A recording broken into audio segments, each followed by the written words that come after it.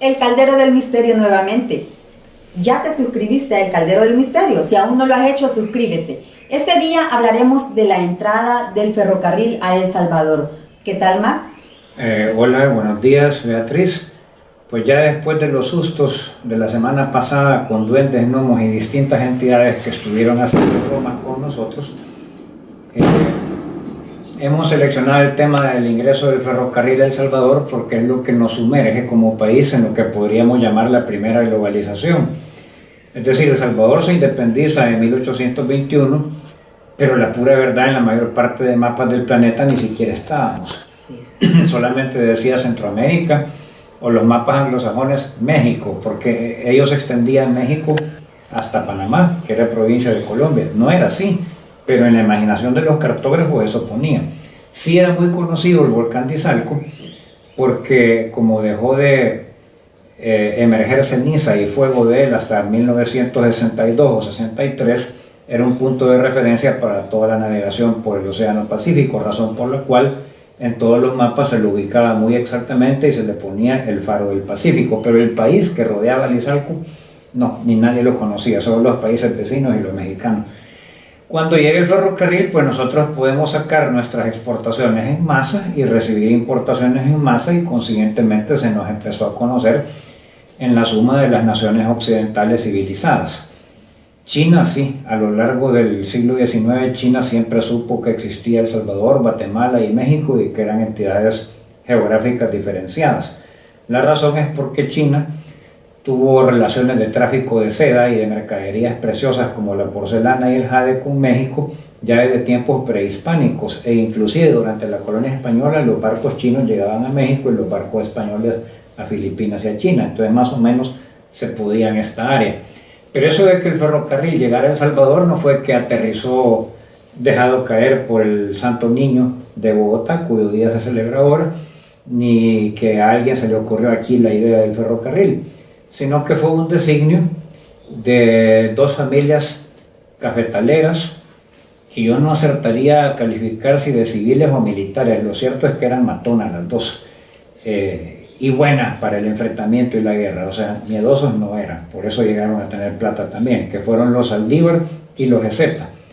Estos dos clanes familiares pertenecieron a lo que los sociólogos salvadoreños, marxistas y no marxistas, llaman la burguesía liberal ilustrada, o también los afrancesados, porque en la época que hago referencia, 1860-1870, el país cuya cultura se abrevaba más aquí, nosotros siempre de malinchistas, pues no era Estados Unidos, que todavía no olía ni hedía en el concierto mundial, estaban luchando contra sus propios indios aún en su territorio, sino que algunos países admiraban a Inglaterra y otros a Francia. El Salvador, como era muy rico en escritores y poetas, la gran admiración era por Francia. Entonces vienen los Saldívar y toman el poder por la fuerza de las armas, sobornando guarniciones en 1870. Ellos en sí no eran militares, eran cafetaleros pudientes, pero no tenían la suficiente cantidad de tierra. Sin embargo, ya habían visto que de llegarse a conformar grandes haciendas cafetaleras, aquello podía ser el principio de un capitalismo para el país y un despegue y un desarrollo.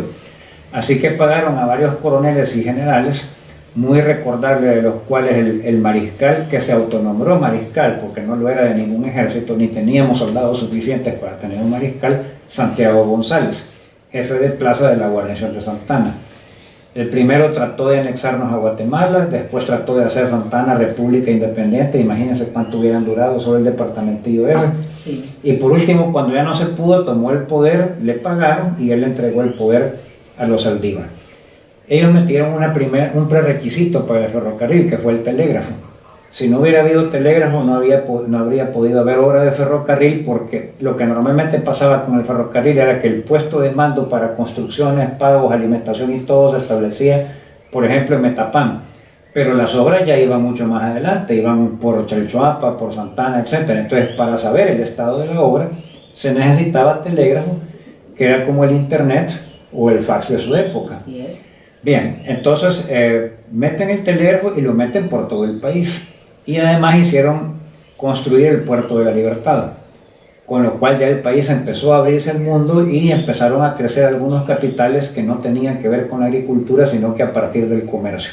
de llevar mercaderías de la zona oriental al puerto de la Libertad, pasando por San Salvador, y del puerto a San Salvador y a Santana. Entonces hubo muchos que hicieron trenes de mulas para llevar las mercaderías, pero esto era muy lento.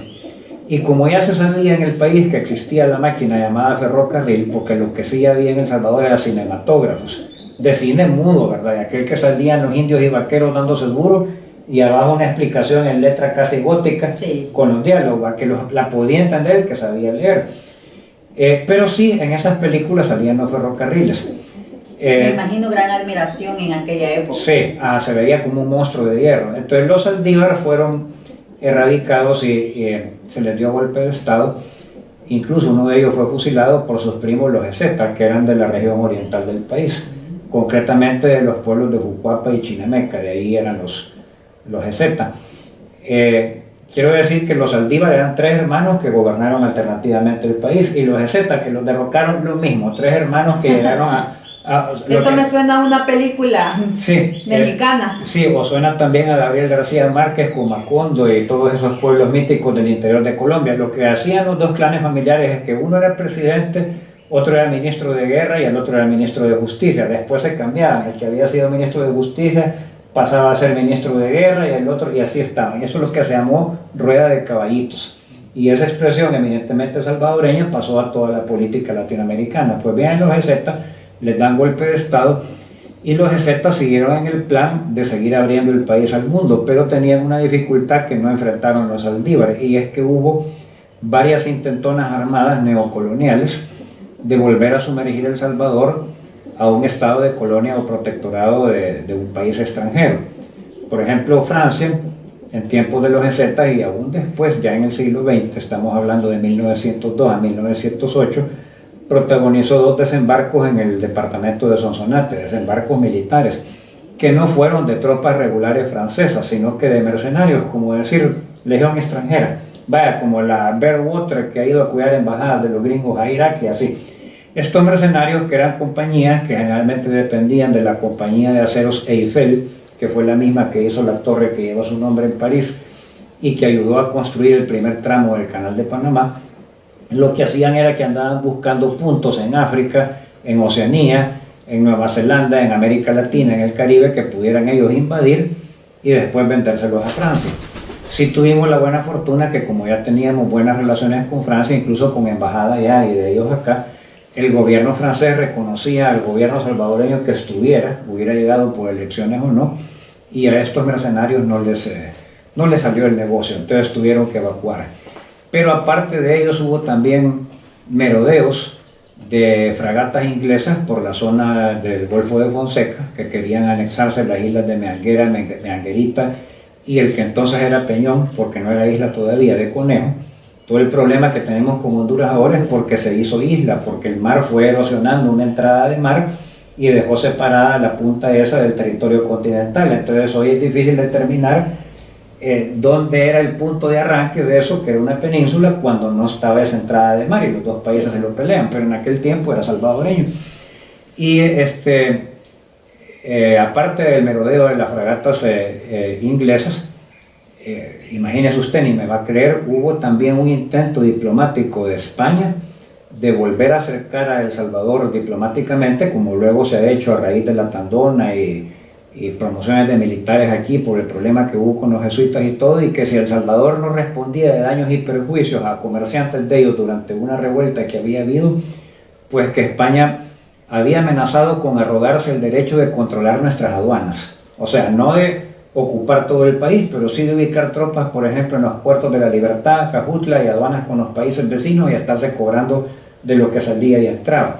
Que El Salvador no se dejó, y en aquel momento sí teníamos muy buen crédito diplomático y respaldo de todas las potencias que eran enemigas de España, que ya iba para abajo. Sin embargo, España, en los mismos años que los Ezeta, logró colocar una invasión exitosa en el sur de Perú, que hizo falta la ayuda de los bolivianos y de los chilenos para poderlos echar, o sea que sí no la pudieron haber hecho. Entonces los Ezeta dijeron, bueno, aquí estamos amenazados de una serie de potencias que andan como tigres y lobos en derredor del rebaño, tenemos que tener un ejército profesional. Prácticamente se podría decir que ellos fueron los creadores del ejército profesional salvadoreño, ya con artillería de hierro, con ametralladoras Hotchkiss, con todo lo que tenía que tener un ejército de la época, pero también de nuevo, gracias a la influencia del cinematógrafo y que habían documentales de las guerras civiles de México, dijeron, necesitamos un buen sistema de ferrocarriles que sea capaz de transportar tropas rápidamente de cualquier rincón a cualquier rincón del territorio nacional que se nos pueda meter. Y entonces mandaron a llamar lo que se llamó el ferrocarril de los ingleses, cuyo propio nombre era la IRCA, International Railroads of Central America, una compañía que fue constituida con capital de judíos holandeses que vivían en El Salvador, señores prusianos y bávaros, de lo que luego llegaría a ser el Estado alemán, pero que en ese momento no era Alemania todavía. Alemania no se había unificado, era una serie de principados. Los dos principales eran Prusia y Baviera. Y había ciudadanos prusianos y bávaros en El Salvador que andaban buscando oro en Chalatenango y Morazán. Y pusieron pisto de ellos para que pudiera haber ferrocarril en El Salvador y poder sacar su oro. Y trajeron un ferrocarril en el que había mucho ingeniero, técnico y obrero escocés, irlandés y canadiense. Entre esos irlandeses y canadienses, entre los canadienses, venía una descendencia escocesa que, como dije en un programa anterior, se llamaba James Clark. Y con él venía un pelotón de escoceses, unos ya nacidos en Canadá y otros de la propia Escocia. Este ferrocarril de los ingleses iba hacia Panamá, a encontrarse con los gringos que acababan de independizar la República de Panamá, que originalmente era un departamento de Colombia, pero se lo quitaron a Colombia porque el gobierno colombiano se negó a darle a los norteamericanos el permiso para construir el canal. En cambio, los ricos de la propia Panamá dijeron, no, nosotros sí queremos un canal porque es la prosperidad para la región que habitamos, y les dieron a los norteamericanos la ayuda de todas las guarniciones colombianas que había ahí. Y esas guarniciones, más ellos, los ricos de Panamá, y los gringos protagonizaron la independencia de su país. Entonces se pusieron de acuerdo con los canadienses e ingleses de juntarlo con el ferrocarril que pasaba por El Salvador. A cargo de todos los ingenieros venía el ingeniero Peter Patrick Brannan, o Higgins, que no era, como alguno ha dicho, un ponevivas o un obrero. Era tu abuelo, Max. Era mi abuelo y era ingeniero. Lo que pasa es que él no se había hecho en una universidad, sino que aquellos sistemas de educación anglosajones ya en aquella época eran tan avanzados que tenían lo que hoy se llama Universidad Modular Abierta. Él estudió un poco en Irlanda, luego se hizo a la mar y en una compañía que pertenecía al bloque de la Hapag-Lloyd, que ahora es alemana, anduvo trabajando de ingeniero de calderas de distintos barcos, pero por cada cierto tiempo de estancia en los barcos más averías reparadas le daban créditos académicos que atestiguaban de su experiencia profesional. Estuvo en la India trabajando para la misma compañía, ahí se aficionó a las cosas yoga y de la teosofía, que creo que desde entonces no hemos perdido esa afición en la familia, siempre hemos sido un poco más hindúes y paganos que cristianos, y de la India lo trasladaron a esta compañía acá, y era el que estaba a cargo en jefe de la obra. Entran en la compañía entre 1880, pero él entra a territorio salvadoreño en 1883, bajo el mandato del profesor, ingeniero y licenciado, que todo eso era, Francisco Menéndez, de quien el historiador judío costarricense Moisés Vincenzi ha escrito que fue el mejor hombre público salvadoreño del siglo XIX después de Manuel José Arce. Ahora, este Francisco Menéndez también es recordado por toda la izquierda salvadoreña porque fue el que nacionalizó los ejidos que pertenecían a los pueblos indígenas del Salvador. Pero tuvo que hacerlo por esto, porque hacía falta pagar el telégrafo, la profesionalización del ejército, los puentes que empezaron a edificarse, especialmente sobre el Lempa, que antes de eso se pasaba en estos puentes colgantes que se ven en las películas de safari. No podíamos seguir así. Y hacía falta pagarlo con algo. Entonces, como la producción indígena no permitía exportar, él decidió crear grandes haciendas a partir de los ejidos. Era una necesidad, si no el país entero no comía. Entra mi abuelo en 1883 y la obra terminó en 1924. Pero fue idea también de Francisco Menéndez, fue idea de mi abuelo, del señor James Clark, y de una serie de capitales. ¿Tu abuelo vio la obra terminada? Porque es sí, 40 años después, parece. Él fue muy longevo, la vio terminada. Él murió hasta 1931, en diciembre de 1931, víspera del levantamiento del 32. El levantamiento no lo alcanzó a ver. ¿Cómo es cuando ya el ferrocarril está en El Salvador? Bueno, en aquel momento era como cuando posteriormente llegó la aviación comercial. O sea, montarse en el ferrocarril, trabajar para el ferrocarril era como ser empleado de TACA, piloto de TACA, el que estaba en el negocio del ferrocarril. Emocionante, no cualquiera. Era el mejor partido para todas las damas de su época, etc. Pero sobre todo para muchos pueblos significó comunicación, porque el típico pueblo salvadoreño, de previo a la llegada del ferrocarril, bastaba que llegara el invierno y como el país era eminentemente selvático, no como ahora, quedaba aislado, completamente aislado. Ahora, el problema que sí tuvo el ferrocarril salvadoreño es que era ferrocarril de leña. Es decir, no es que fuera un ferrocarril atrasado, eso era... General Martínez toma la decisión que el ferrocarril se use únicamente para fines industriales. O sea, que iba a servir nada más para llevar café, algodón, azúcar y sus derivados, ya no pasajeros, con el objetivo de que hiciera menos viajes y de esa manera deforestar menos. O sea, ya tenía él esa previsión. Este ferrocarril así, leñero, subsistió hasta 1967, cuando el avance del sistema de carreteras en El Salvador ya lo hace completamente innecesario porque salía más barato subir todo en una troca o en un vehículo de los que cargan caña de azúcar y llevar los cargamentos de esa manera, incluso tenía más capacidad. O sea que la guerra con Honduras quizás fue la última vez que vio acción de transporte masiva de gente el ferrocarril salvadoreño cuando transportó tropas hacia la región norte del país, pero porque hubo una emergencia. Hubo una compañía salvadoreña no inglesa de ferrocarril, la FENADESAL, que significa Ferrocarriles Nacionales del Salvador. Esa fue formada por el presidente Francisco Menéndez, por el señor James Clark, por mi abuelo y por algunos capitales de Sonsonate y de Armenia.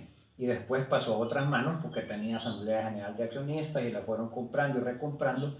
Lo único que queda de esa compañía son los talleres y aparcaderos viejos de vagones y de locomotores, unas en lo que ahora es el Instituto Tecnológico de los Salesianos, ITEXAL, eso era el cuartel general de la FENADESAL en San Salvador, y los otros en Sonsonate.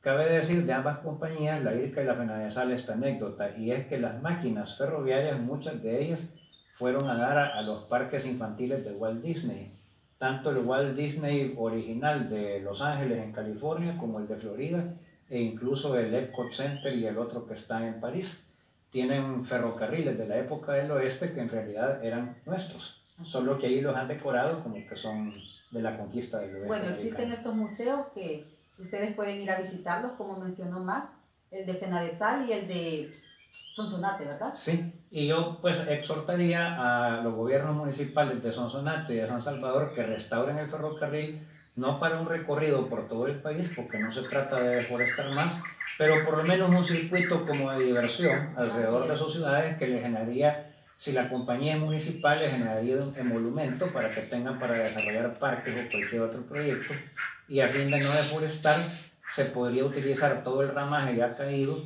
o la madera que queda de construcciones, o bien modificar los motores para que funcionen a base de vapor. Y quienes no conocimos el tren, no nos subimos alguna vez, podamos tener la oportunidad de hacerlo. Esto ha sido el Caldero del Misterio. Hasta la próxima.